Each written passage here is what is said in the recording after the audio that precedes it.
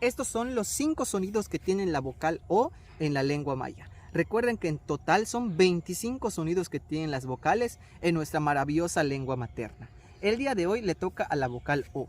Iniciamos con el primer sonido. Recuerden que es muy similar a la del español. Suena de la siguiente forma. O, O, O. Es muy similar al español. Y la palabra que lo identifica es okol, okol, okol, que significa llorar. Pero recuerden que las palabras que inician con vocal se le agrega la Y o la W dependiendo de la persona a la que estemos dirigiendo la oración. Por ejemplo, le palo tan uyokol, que significa ese niño está llorando. Tan inwokol, que significa yo estoy llorando. El segundo sonido de esta vocal, recuerden que es larga con tono bajo. Duplicar el sonido de la vocal. O, O, O. Y hoy te voy a enseñar una palabra que lo identifica, que es ot, ot, ot, ot. Ahora, el tercer sonido es la vocal larga con tono alto.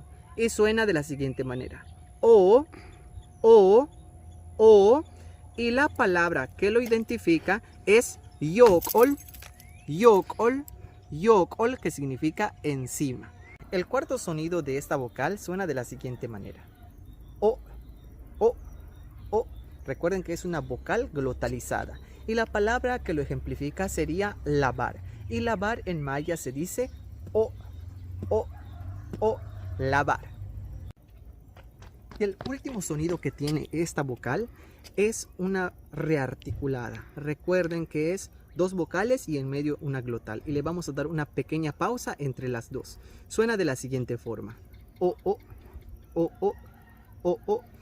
Y la palabra que lo identifica es O-och, O-och, O-och, que es un indicador de posesión de alimentos. En este caso, en maya, no es como en español que solo decimos mi agua, mi dulce, mi comida. Necesitamos utilizar este indicador. En este caso sería inwocha, que significa mi agua, porque tengo esta agua, es mía. O por ejemplo, tinmanah inwoch chuhuk, que significa compré mi dulce, pero utilicé este indicador y esa es la función. Espero que estos videos les sirvan de ayuda para aprender un poco más de la lengua maya. Malo, kananta. Bueno, cuídate.